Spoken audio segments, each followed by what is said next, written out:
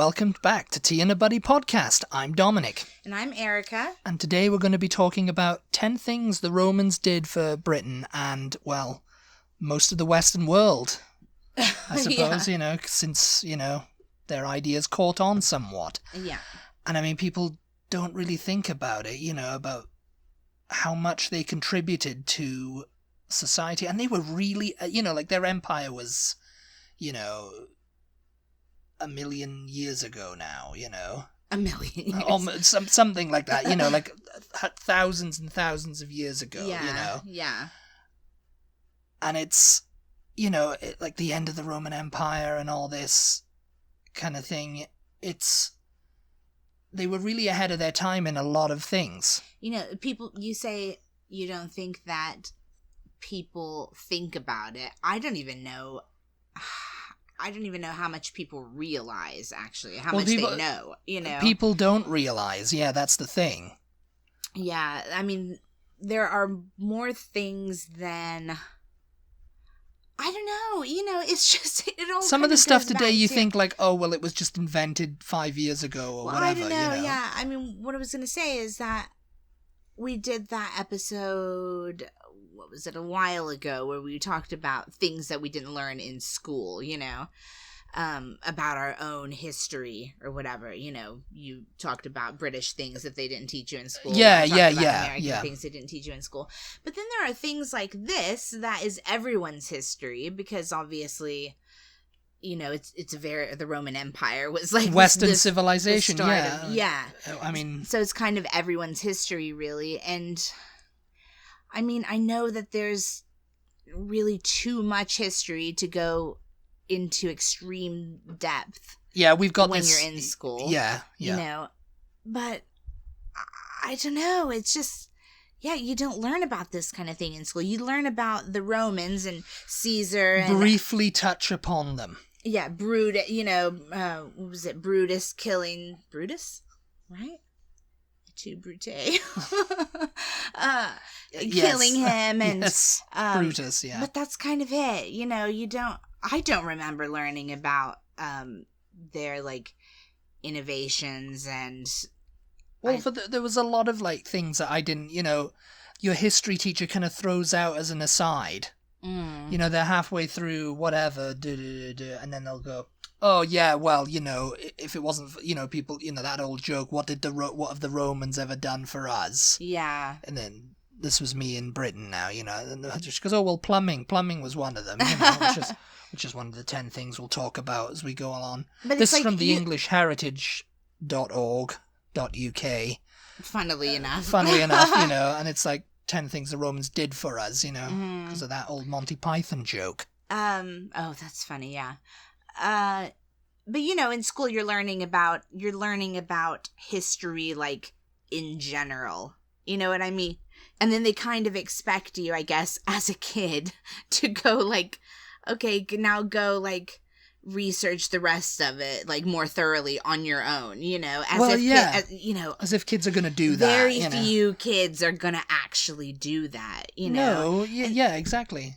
And so it's up to us as adults to look into these things when we get older and we do get more curious and more interested in the history of it all. But anyway, to get to the list. Yeah, I mean, there's a lot of like things from the obvious, and they've put in here from the obvious architecture and hygiene. Well, yeah. And it's kind of like, that's it's obvious. It's like, because there's a lot of people probably over here that think, oh, America invented all that. The things I would think about when I think about the Roman Empire, the Roman columns, columns? So like columns that you see on arches, fancy houses, and like governmental buildings or whatever, those Roman style columns. I associate that. The Roman baths we know about. We know that they had these basically kind of like an early version of a spa. Well, yes. Pretty much, like a hot tub even, Yeah. What else? Yeah, the arches. I mean, architecture, yeah. Architecture, hygiene, they had like a lot of like... Hygiene? I don't know that I think of I never, the Roman Empire when I think of hygiene. Plumbing was a thing, Yeah. Okay, and so it's, that's and what it's they funny mean by because, hygiene. you know, all that kind of got lost somewhere after the Romans. You know, when the Roman Empire, you know, dissolved or whatever, fell or whatever, you know, and, you know, like, I'm just thinking of specifically England now, and then, you know, the medieval period happened, the Anglo-Saxon and medieval period happened. It's like they discarded all of the ideas that the Romans had brought to Britain, you know. It's like, oh yes, you know, roads and plumbing and architecture and all. There's like, no, we don't want Ages, that. didn't The they? Dark Ages, because yes. it was like which, not to get like, you know, to thing about nowadays, but I really feel like we're in a second Dark Ages. The technological Dark Ages, maybe. It's like we're rejecting.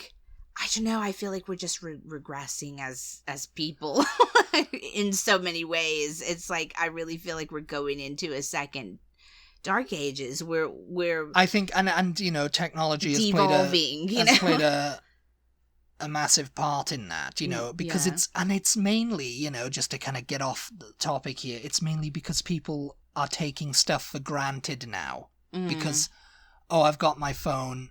I don't need anything else. Yeah. You know, it's like I don't need to know stuff. I've got my phone to help me. It's like if I need to know where to go somewhere, I can just ask my phone where to go. Yeah. If someone asks me a question about maths or whatever, you know, my phone will do that. Someone asks me who was prime minister in 1813, I've got my phone. Yeah. And it's like, yeah, but sometimes... You go so far as to even, I don't need to know how to spell because I can speak my texts in. Yes. I can speak my emails in, you know. Yeah, it's like, yeah. You do need to know how to spell because you need to know that it's spelled it correctly for you or that it's used the correct words or whatever, you know. It's like, it's great that it's using technology for this and it's amazing and all this kind of stuff, but... You do still need to know how to be a basic human being. You can't rely on technology. Like machines are just going to take over the world and we're going to end up being like... The slaves, Anyway, on to the list. Yeah. Number 1 is fast food. What? Yeah, fast food. Romans, it might seem a modern marvel, because, I mean, you know, fast food was invented in 1930 by a little guy in New York City, you know? Yeah. It's like, that's what people think. But the Romans were the first to introduce street stalls and food on the move. I was going to say, I mean, it makes sense when you think 10,000 soldiers, like in Britain, they need to get fed. And they're based at forts and stuff. And their fast food would have been like... just bread, though, right? Like bread's ready-made. Well, you just grab a loaf. There was a Roman burger. There was. Apparently, there was this Roman burger that burger. The Roman, and I mean, people think, did Romans invent the burger? And it's how do they know this? Well, I mean, they must be digging up stuff.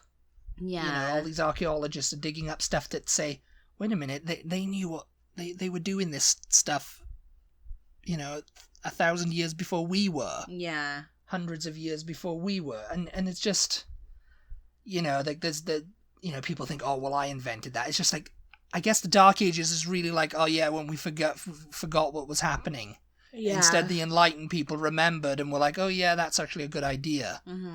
And, you know, these people don't need to know that we could actually write and spell and stuff before smartphones, you know. Yeah. And I invented the concept of writing with a pencil, you know. Yeah.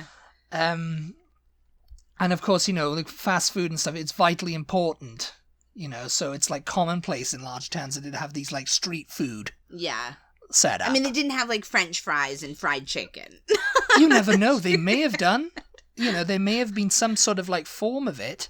Yeah. I mean, it'd be interesting to go back to that time, you know, and just kind of, like, observe and just look at it, you know, and see how much, like, you know, that was going on, and it's just like, it was forgotten, but then it was, like, reinvented. I mean, it makes sense that that kind of thing has always existed. I mean, Yeah.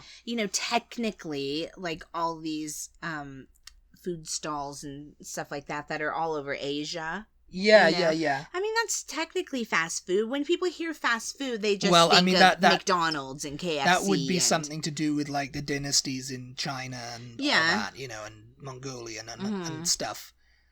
Because it's a similar type of thing. It's a similar type of thing, yeah. Yeah. But that's all technically fast food. I mean, all fast food means is food on the go, right? Food that can be cooked and served right then. Yeah. You're not waiting for it forever, Yeah. Yeah. And I mean, it has, it's like with all the soldiers, it had to be quick and easy to eat, And anyway, number 2 is advertising and trademarks. That's funny. The modern concepts of PR and marketing and advertising, and, traders would advertise their wares with billboards and signs, while self-promotion was a major concern to the emperor, and who proclaimed his military victories on his coins. Potters would often stamp their vessels with their name, which was a mark of quality, which is, they still do that now, it's just like, yeah. This is John's pot. Wow, that's so cool. And it's just like, and billboards as well, just like, Billboards. I mean, I'm trying to think what a Roman billboard would have looked like, like, the pottery marks, though. Yeah, I mean, that is advertising, isn't it? Yeah. I never really thought about that, but I mean, so someone cool. said, who's this bowl made by? Oh. Yeah. Augustus, I'll go look them up. I'd like to have one of these bowls. Yeah, it's quite nice, actually. Yes. Yeah. Oh, lovely. Number 3 is plumbing and sanitation. We were talking about that. Yeah. And, keeping towns and forts clean through drainage and access to fresh water was a definitely new concept to Britain. No, you said hygiene.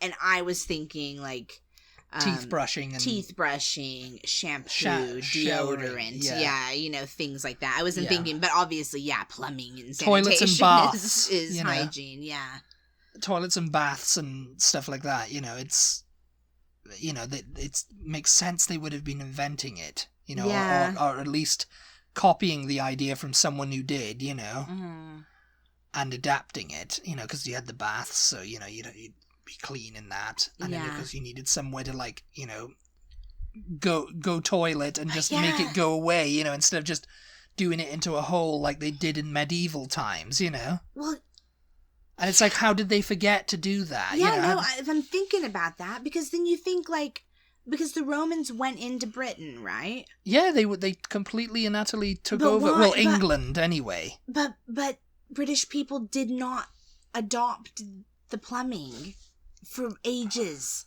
afterward. They didn't. They didn't. No, they just had, like, chamber pots and stuff like that. Yes, chamber pots. They had to carry outside. Or they just, in a hole in the ground somewhere, which is kind of what some places in China still do that, Yeah, I mean, I guess that's kind of plumbing. It's the same thing as a toilet, though. But it's plumbing. But it's just in the ground. It's not a. They had like sanitation, waste extraction, and I think flushing of, like, waste. Yeah. So it wouldn't just stay there and just stink up the whole place and whatever, and cause, like, disease or whatever, like, I mean, when the Roman Empire fell, people just kind of, like, forgot about it. Because, I guess the lunatics got hold of the asylum in a way and just decided, oh yeah, we're just going to keep doing what we've done. Yeah. And that'll be fine.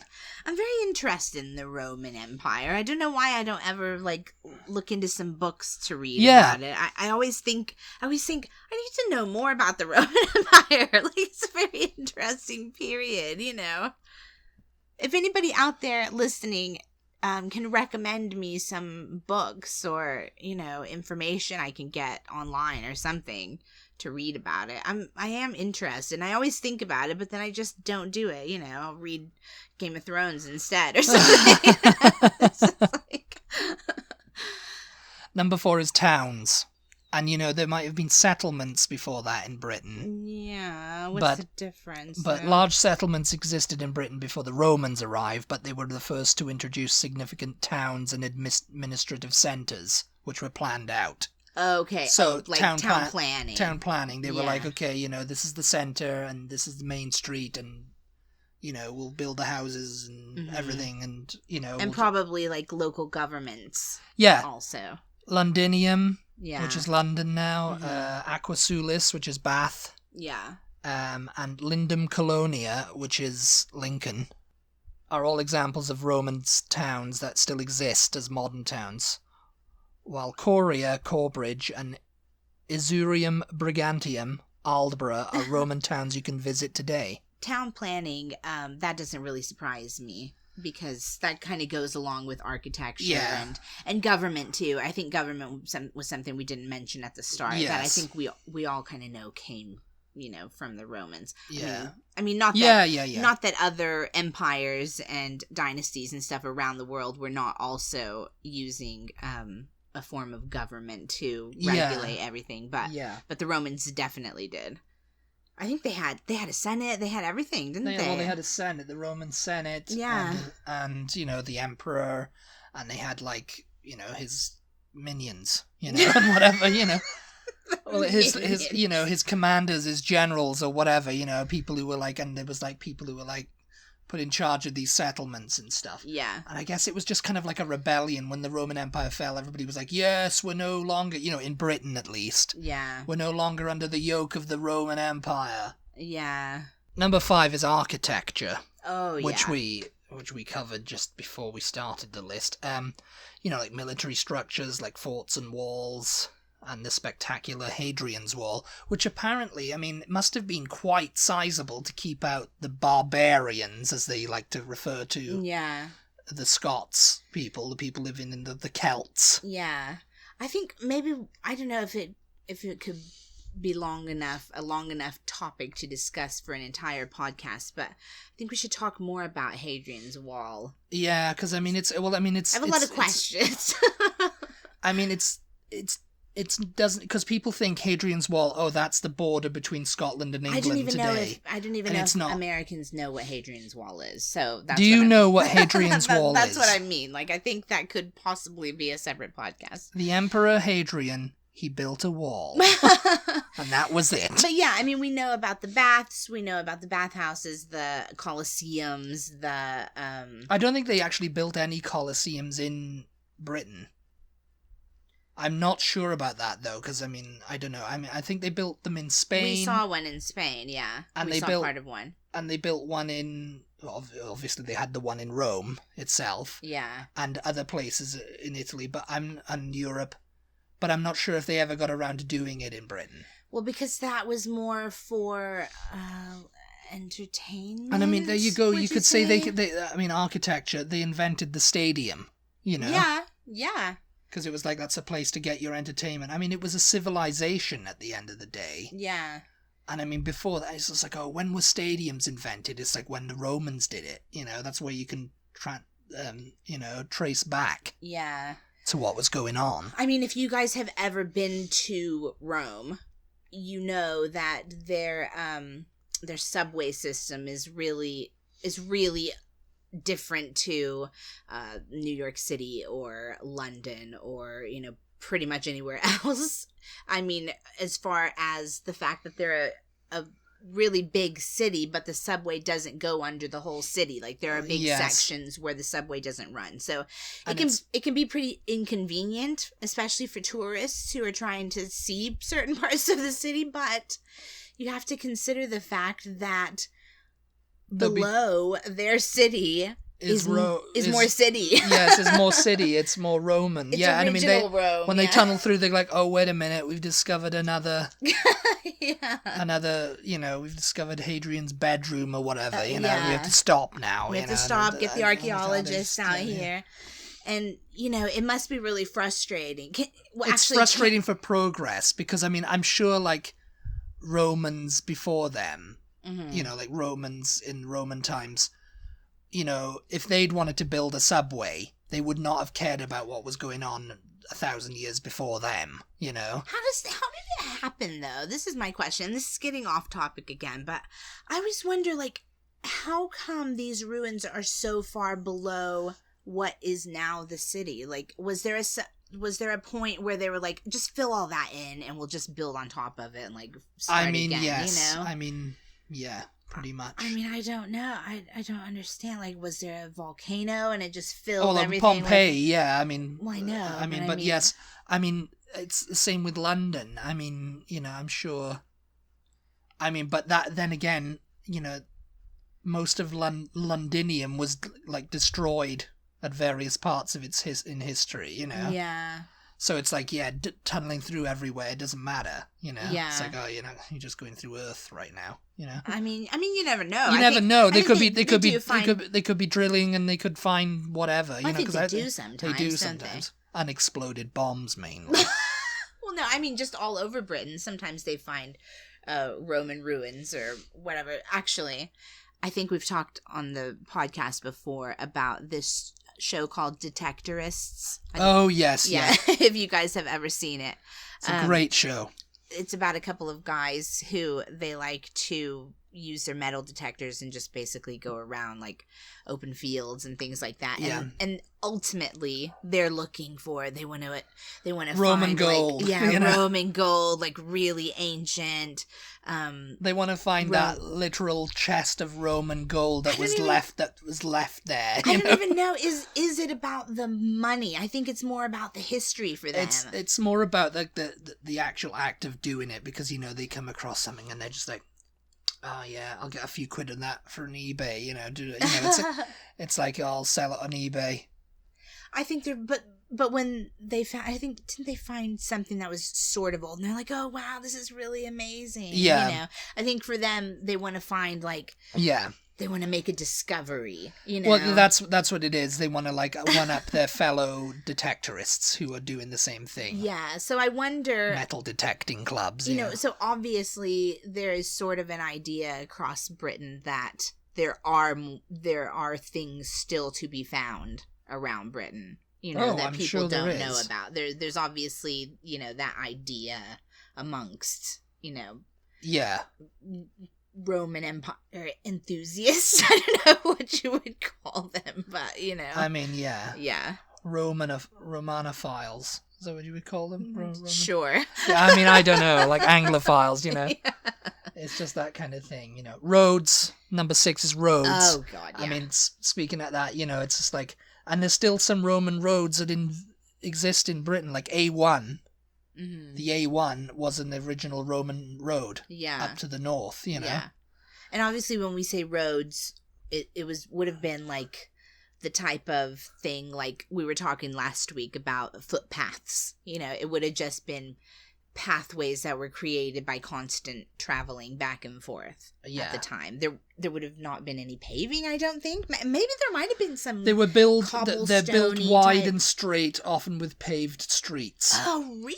Constructing reliable transport routes was a necessity of such an expansive empire and a huge upgrade on the primitive routes that came before in Britain. What would they have paved with?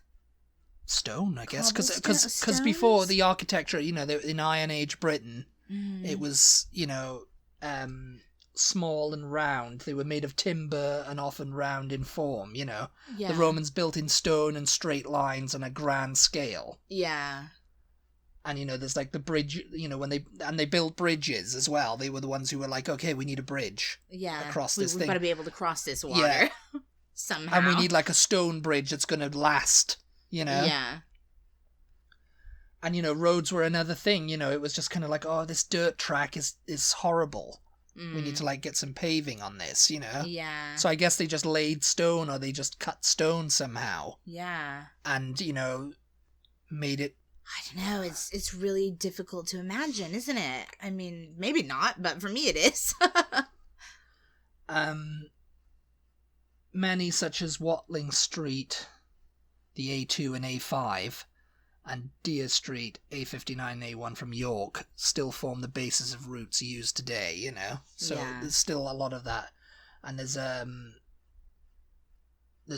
road that was built on top of Hadrian's Wall in the 18th century. You know, so they followed that route. They just did just built a wall, built a road on top of the wall. So I thought the A roads were they're not the little winding country lanes. No, those are like, yeah, I mean, The Romans were like, no, we need a straight path to get across here. Like, none of this winding around nonsense. They can be part of them, yes. Mm-hmm. I mean, the little windy country lanes. I hate those windy ones. Those are usually based on, like, stuff that was, like, maybe just a little bit pre-Roman. And the Romans just paved them because they were just like, oh, they're there, let's just pave them anyway. Yeah. And then, you know, of course, it's not like original paving. You're not going to go there and see original paving, but, you know, it's the route is still much the same as it has been for 1,000 years, you know? Yeah. But yes, I mean, the windy country roads that were built just for, like, one person on, you know, they weren't taking into account... Yeah. Today's, like, expansive, like, oh, yeah, you know. Yeah. 2-car system or 3 lanes or whatever it is, you know. Number 7 is our calendar. Oh, yeah. Yeah, the Julian calendar was the first to consist of 365 days, along with a leap year for every 4 years. It forms the basis of the Gregorian calendar we use today. Huh, yeah. And the names of the months derived from Roman months, reflecting the important Roman impact on our modern diaries. This is most obvious for July and August, which are named after early rulers Julius Caesar and Emperor Augustus. So there you go, you know, July and August, you know, Julius Caesar. So my birthday month is in honor of Julius Caesar. That's really cool. And of course the Ides of March. Oh, wait a minute, that's something different, isn't it? Yeah. Oh, no, it's not. The Ides of March. I think that's when Caesar was killed. Yeah. I mean, what do you mean? So it happened in March. Yeah, I guess so. So yeah, that's another thing to do with Romans. I think he was like, you know, they plotted against him or something. I'm not. That's why they call it the Ides of March. Yeah, you know? Yeah. Currency. Obviously, they kind of invented money. Yeah, I mean, isn't that a little bit difficult to say that it was specifically them? I mean, maybe... Some of the tribes in the south of England, because there were tribes. I mean, depending on who you descend from, I suppose you could say, oh yeah, the Romans invented our currency. Because I mean, if you're from Asia somewhere, I'm sure they had forms of currency, or like South America. You know, I'm sure they all had their own forms of currency. So yeah. Although some of the tribes in the south of England produced coins before the Romans arrived, it was not used as currency to purchase things. The Romans brought in their own coinage, which was the same across the empire. A denarius minted in Rome could be spent in Britain, North Africa, or Turkey. Such a global currency has not been seen since. Denarius, and it's so funny because that's what, up until like 1971... That was what they used to like. They used to, you'd ask me when you'd see like old money and stuff like that, you know, written in old money, 70D or 170D. Yeah. The D was denarius. Oh, yeah. Yeah, it was like, you know, that was like the old symbol for, even though it was like shillings and halfpennies and all that, you know. Mm-hmm. But that got rid of. Like they got rid of that with decimalization, you know, because before that it was kind of weird. Like there was now they call it sterling, right? Pound sterling, yeah. And I mean there was pound sterling back in those, you know, like recent times before decimalization, but it was kind of like if you had a pound, you were a rich man, or if you had more than, you know, because. You know, that's so interesting. Because I think there was like 20 shillings to a pound or something crazy, you know. I mean, if you think about it, that was like they were sort of striving to have like the same currency across the world. I mean, the world as far as they knew it, you know, and that would make things really easy, wouldn't it? Well, yes, it would. Like well, that's what they're trying to do. They tried to do that with the euro, but Britain wouldn't accept that. I mean, I guess you could sort of say that Bitcoin is that, even though it's not a physical currency, but it's worldwide, right? It's worldwide because of the internet, yeah. Yeah. My question, though, is it said Britain was already developing coins, but they weren't using them, like, in exchange for things? Yes, I mean... What were they doing with them? Like... this is pretty shiny. They were just making coins and just probably collecting them. sharing them. It's like They just had one of those little hello, books. Bob. I made a new coin the other day. Do you want to see it? It's like, yeah, go on then. Just like Stan. trading them, and like, you know, they had those little books, like, you know, that they put them in, like little stamp collections. They're just like little coins. It's like, well, we've got our coins, but we know where to spend them. It's like, don't worry, son. We're from the Empire, so you know, you don't need that money anymore. Because I mean, I guess archaeologists are like, oh, this isn't Roman. This is pre-Roman. Yeah. But it's like, what were they doing with these coins? It's like, I mean, and what were they? Yeah, I mean, what were they? Shiny. Yeah, I guess it was like, oh, it's a coin. You know, they were just doing it. Yeah. Know?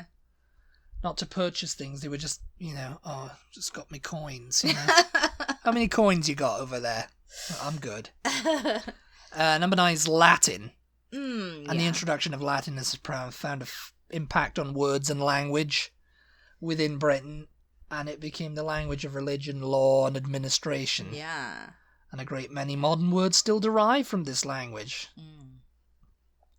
I think when I was in high school, they still offered Latin as a language option. I don't know that they do anymore. Yeah, no, I mean, the like Eton and Harrow kind of like... it's very difficult from what I understand. It's quite difficult, yeah. But then they always and none of this pig Latin stuff, you know, ixnay on the whatever, you know. But then they always say if you learn Latin first, you're able to learn like French and Spanish and Italian like no problem. Quite easily, yeah, because I mean that's pretty much an easy... They're all derived from it, yeah. Because I mean the word plumbing is called it because the Romans made their pipes out of lead, which was called plumbum. Plumbum. I wonder why... And the Latin word sinister meant left, which the Romans considered to be bad luck. I wonder why. I wonder if it had something to do with the association with the Catholic Church that Britain was not more...